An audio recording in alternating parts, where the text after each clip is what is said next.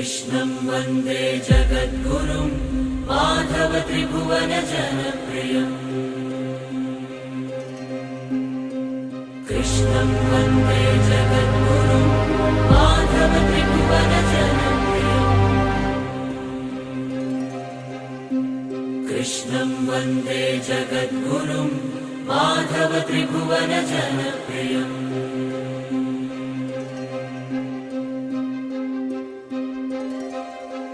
ఓం శ్రీకృష్ణ సద్గురవే నమః. ఓం శ్రీకృష్ణ పరబ్రహ్మణే నమః. కృష్ణం వందే జగద్గురుం. శ్రీమద్భగవద్గీత శ్లోకపారాయణ అథ అష్టాదశాధ్యాయః మోక్ష సన్యాసయోగః. 74వ శ్లోకం. సంజయ ఉవాచ ఇత్యహం వాసుదేవస్య పార్థస్య చ మహాత్మనః సంవాదమిమమశ్రౌషం అద్భుతం రోమహర్షణం.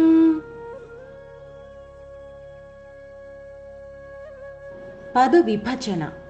ఇది అహం వాసుదేవస్య పార్థస్య చ మహాత్మనః సంవాదం ఇమం అశ్రౌషం అద్భుతం రోమహర్షణం. తాత్పర్యం: ఈ విధంగా వసుదేవుడి కొడుకు వాసుదేవుడు మహాత్ముడైన పార్థుడు మాట్లాడుకున్న ఆశ్చర్యకరమైన గగుర్పాటు కలుగజేసే సంభాషణను నేను విన్నాను అని సంజయుడు ధృతరాష్ట్ర మహారాజుతో చెప్పాడు.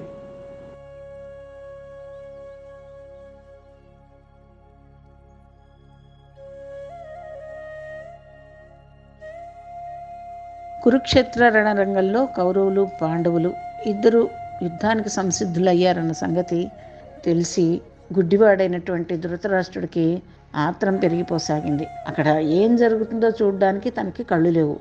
వార్ధక్యం కూడా కాబట్టి తను వెళ్ళలేడు. ఎలా తెలుసుకోవాలి అని ఆత్రం పెరిగిపోతుంటే వ్యాస మహర్షి వచ్చి, నీకు దివ్య దృష్టిని ఇస్తాను, నీకు అన్నీ కనిపిస్తాయి, అన్నీ వినిపిస్తాయి అని చెప్పాడు. అప్పుడు నా వల్ల కాదు, నేను చూడలేను, చూసి తట్టుకోలేను అవన్నీ, కాబట్టి సంజయుడికి ఇవ్వమని చెప్పాడనమాట. వ్యాస మహర్షి పక్కనే ఉన్నటువంటి సంజయుడికి, గుడ్డివాడు కాబట్టి పక్కన ఒకళ్ళు ఉండాలి కదా, గుడ్డివాడు కాబట్టి అతనికి చెప్పడానికి సంజయుడికి దివ్య దృష్టిని ఇచ్చాడు. ఆయన ఎవ్వరికీ కనపడకుండా ఆ యుద్ధరంగంలో అంతా జరుగుతున్నదంతా చూడడం, వినడం అన్నీ చేసి ఆ విషయాలన్నీ చెప్పడానికి సంసిద్ధుడయ్యాడు.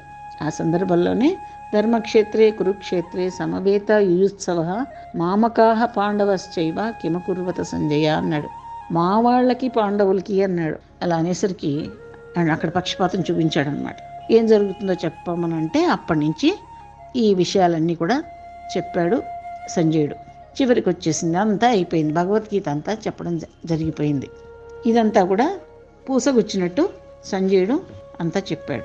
చెప్తున్నప్పుడు అవన్నీ స్వయంగా చూశాడు, విన్నాడు కాబట్టి ఆయనకి ఆనందం పట్టలేకపోతున్నాడు అనమాట.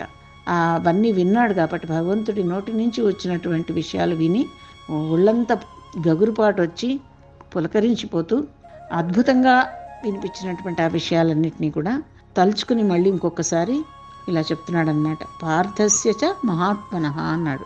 ఇంతదాకా మోహగ్రస్తుడై భ్రాంతియుతుడై అల్పాత్ముడుగా ఉన్నటువంటి అర్జునుడు భగవాను దివ్య బోధల చేత మహాత్ముడిగా మారిపోయాడు. ఇప్పుడు ముందు సంజయుడు మహాత్ముడైపోయాడు. అవన్నీ చూసి విని ఆయన ఎంత ఆనందపడుతున్నాడో చెప్పలేం. మహాత్మా అనేది ఒక బిరుదు, గొప్పవాడని.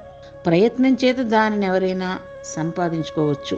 గీత యొక్క ముఖ్యోద్దేశము, లక్ష్యము అల్పాత్ములను మహాత్ములుగా చేయడమే అవుతుంది. మందబుద్ధులను బుద్ధిమంతులుగా మార్చడమే అవుతుంది. అజ్ఞానిని జ్ఞానిగా చేయడమే గీత యొక్క ముఖ్యోద్దేశం. అంటే భగవద్గీత ఒకసారి చదవగానే కొంతమందికి అవగతం అవ్వచ్చు, కొంతమంది చాలాసార్లు చదివితే రావచ్చు. కాబట్టి అసలు అంటూ మనం ఒక అడుగు వేసిన తర్వాత భగవంతుడు మన వైపు 10 అడుగులు వేస్తారు అని మనకి తెలుసు ఆ విషయం. కాబట్టి అసలంటూ ఒక అడుగు వేసాం. ఇప్పుడు భగవంతుడు కూడా 10 అడుగులు వేశాడనే అనుకుందాం. కాబట్టి మరొక అడుగు మనం వేస్తే మళ్ళీ ఇంకో 10 అడుగులు ఆయన వేస్తాడు. కాబట్టి మన ప్రయత్నం మనం చేయాలి, ఒక అడుగన్నా వెయ్యాలి. ముందు ఒకటి వేశామని అనుకుందాం, ఇదంతా అయిపోయింది కాబట్టి భగవద్గీత వేశాం. దీన్నంతా కూడా సంజయుడు చూస్తూ అద్భుతం, రోమహర్షణం అని పొంగిపోతూ చెప్తున్నాడు. కృష్ణార్జున సంవాద రూపమైనటువంటి ఈ భగవద్గీత శాస్త్రం అత్యాశ్చర్యకరమైనటువంటిది. ఎందుకంటే స్పర్శవేది ఇనుమును బంగారంగా చేసినట్లు ఈ శాస్త్రం మాయామోహతుడైనటువంటి అర్జునుడిని చేసేసింది. ఇక చదివిన వాళ్ళందరినీ కూడా చేస్తుంది. మాయామోహితుని మాయా విముక్తుడిగా చేయగలుగుతుంది భగవద్గీత. ఏడుస్తున్న వాణ్ణి ఆనందింపజేస్తుంది. ఇటువంటి అమోఘ దైవీ శక్తి దీనిలో ఉంది. అంతేకాదు, దీనిని చదివినా వినినా వ్యక్తి కూడా ఆనందంతో తన్మయుడైపోయాడు, అయిపోతాడు కూడా. ఈ కారణం చేతనే సంజయుడు కూడా అద్భుతం, రోమహర్షణం అని చెప్తున్నాడు. ఇటువంటి అపూర్వ మహిమ ఈ గీతా శాస్త్రంలో ఉండడం వల్లనే ఇది జగద్విఖ్యాతమై సర్వజన సమాదరణీయమై ముముక్షువులకు కల్పతరువై ఉంది. మనం ఇదంతా చదివాం. ఇందులో ఎక్కడైనా ఒక మతం గురించి కానీ ఒక కులం గురించి కానీ ఏమైనా వచ్చిందా? అదేమీ లేదు. ఇది ఒక ధర్మశాస్త్రం అన్నమాట. ఇది ప్రతి వాళ్ళు, అన్ని మతాల వాళ్ళు, అన్ని కులాల వాళ్ళు చదవదగినటువంటి గ్రంథం. భగవద్గీతలోని కృష్ణార్జునుల సంవాదాన్ని యోగపరంగా చూసే పెద్దలు ఆత్మ పరమాత్మల సంవాదంగా భావిస్తూ ఉంటారు. 74 నుంచి 78 శ్లోకాల వరకు భగవద్గీతలో ముగింపు శ్లోకాలుగా సంజయుడు ధృతరాష్ట్రుడికి తెలియజేస్తున్నటువంటివి. సంజయుడు ధృతరాష్ట్రుడికి రథసారథి, ఆలోచన చెప్పే మంత్రిను. సారథి అయిన వాడు రధికుడికి సంబంధించిన వాడే గాని యుద్ధంలో అతని పాత్ర అంటూ ఏమీ ఉండదు పెద్దగా. రధికుడిని ముందుకు నడుపుతూ ఉండడము, అతడు కష్టదశలో ఉన్నప్పుడు రథాన్ని మళ్లించి సురక్షిత స్థానానికి తీసుకెళ్లడము సారథి పనులు. ఇది కాక సాక్షిగా నిష్పక్షపాతంగా చూస్తూ ఉండడమే అతని పని. ఎదుటివాడి బాణపు దెబ్బలు కూడా ఒక్కొక్కసారి తింటూ ఉంటాడు సారథి. ధృతరాష్ట్రుడు అనే మనసుకి బుద్ధిని చెప్తూ నిష్పక్షపాతంగా ఉన్న స్థితిని ఉన్నట్టుగా విశ్లేషించి చెప్పే తత్వమే ఈ సంజయుడుగా పెద్దలు చెప్తూ ఉంటారు. ధృతరాష్ట్రుడు ఇంద్రియాల శతవాసనలకు తండ్రి అయిన పుట్టుగుడ్డి మనసు. వాసుదేవుడు వసించి ఉండడం వల్లనే ఈ జగత్రయం నివసించడానికి యోగ్యమై ఉంది కనుక అతడు సర్వోపగతుడై ఉన్న పరమాత్మ. ఇక పార్థుడు తాను వేరుగా ఉన్నానన్న మనోబలహీనతతో ఉన్న జీవాత్మ. జీవాత్మ పరమాత్మ నిజానికి ఒకటే అయినప్పటికీ ఒకే చెట్టు మీద ఉన్న 2 పక్షులుగా వర్ణిస్తూ ఉంటారు. ఒకే వృక్షం మీద ఉన్న ఈ ఇద్దరిలోని జీవాత్మ తనతోనే ఉన్న పరమాత్మను చూడకుండా శరీరం మీదే ఆసక్తితో ఆ చెట్టు పండ్లను తినడంలో మునిగి ఉన్నంత వరకు అసమర్థతకు మారిపేరైన దీనత్వంతో మోహంలో పడి నానా రకాల దుఃఖాల్లో పడి ఉంటుంది. భగవంతుడి ప్రసాదం కొద్దీ ఎప్పుడైతే ఆ జీవాత్మ తనతోనే ఉన్న పరమాత్మను చూసి ఇదంతా అతని మహిమే అని తెలుసుకుంటుందో అప్పుడు శోకమోహాలు 2 ఒకేసారిగా పోతాయి. ఇప్పుడు సరిగ్గా అటువంటి పరిస్థితినే సంజయుడు తన ఎదురుగుండా సంవాద రూపంలో చూశాడు. నిజానికి తూర్పు సముద్రము పడమటి సముద్రము అనేవి పేరుకే వేరువేరు. రెండింటిలోనూ ఉన్నది ఒకే నీరు కదా, అవి ఒకే సముద్రం. అలాగే కృష్ణార్జునుల మధ్య తేడా 2 శరీరాల వల్లనే కనిపిస్తోంది. వాళ్ళ సంవాదంలో ఈ తేడా మచ్చుకైనా అనిపించదు. 2 స్వచ్ఛమైన పదార్థాలు ఎదురు బదురుగా ఉన్నప్పుడు అవి అద్దాల్లాగా ఒకటి రెండో దానిలోనూ రెండోది మొదటి దానిలోనూ తమ తమ స్వరూపాన్ని చూసుకోగలుగుతూ ఉంటాయి. అలా ఇక్కడ అర్జునుడు అనే సాధకుడి ఆత్మ కూడా తనను తాను శ్రీకృష్ణ పరమాత్మ సహితంగా శ్రీకృష్ణుడి మూర్తిలో చూస్తోంది. శ్రీకృష్ణుడికి కూడా అర్జునుడి అంశాత్మలో తన పరమాత్మ స్వరూపం కనిపిస్తోంది. అలా ద్వైత భావం పూర్తిగా లేకుండా పోయినప్పుడు ఇక ప్రశ్న దానికి ఉత్తరము అనే ప్రసంగమే ఆగిపోతుంది కదా. ఈ విధంగా ద్వైత భావం లేకుండా ఉన్న శ్రీకృష్ణార్జునుల సంవాదం సంజయుడు విన్నాడు, కన్నాడు కూడాను.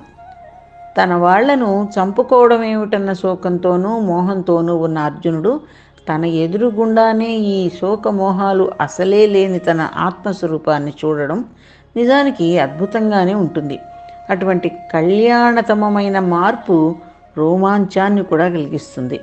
ఏ సాధకుడైనా సరే నిష్పక్షపాతమైన అంతర్దర్శనంతోనూ తనను తాను విశ్లేషించుకోవడంతోనూ గాఢంగా ధ్యానాన్ని చేయడంతోనూ తన ఆగమ శక్తిని పెంచుకొని ఆత్మ పరమాత్మల యోగాన్ని తనకు తాను అనుభవించాల్సిందే. అప్పుడు ఆ ఆగమ శక్తితో ఆత్మ పరమాత్మల మధ్య అవిచ్ఛిన్నంగా జరుగుతూ ఉండే ఈ ఆనందమయ విజ్ఞానమయ సంవాదం అతడు తనలోనే అనుభవించగలుగుతాడు. తన ఆత్మ భగవంతుడితో మాట్లాడడాన్ని, దానికి అతనిచ్చే బదుల్ని మానవ భాషలో కాకుండా అక్షరాలు లేని ఆగమపూర్వక మౌన సంవాదంగా అనుభవిస్తూ ఉంటాడు సాధకుడు. భగవద్గీతను అధ్యయనం చేసేవాడు సిద్ధాంతపరమైన చదువుతో కాకుండా ఆత్మ ప్రబోధించే అర్జునుడి అంతరానుభూతుల్ని తనలోనే అనుభవించేవాడైతేనే నిజమైన ఆధ్యాత్మిక లాభాన్ని పొందగలుగుతాడు. కృష్ణార్పణం. इत्यहं वासुदेवस्य पार्थस्य च महात्मनः संवादमिममस्रौषम् अद्भुतं रोमहर्षणम्. इत्यहं वासुदेवस्य पार्थस्य च महात्मनः संवादमिममस्रौषम् अद्भुतं रोमहर्षणम्. इत्यहं वासुदेवस्य पार्थस्य च महात्मनः संवादमिममस्रौषम् अद्भुतं रोमहर्षणम्. इत्यहं वासुदेवस्य पार्थस्य च महात्मनः संवादमिममस्रौषम् अद्भुतं रोमहर्षणम्.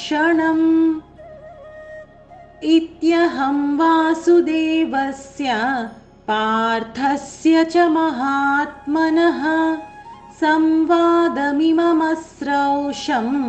अद्भुतं रोमहर्षणम्. जय श्री कृष्ण.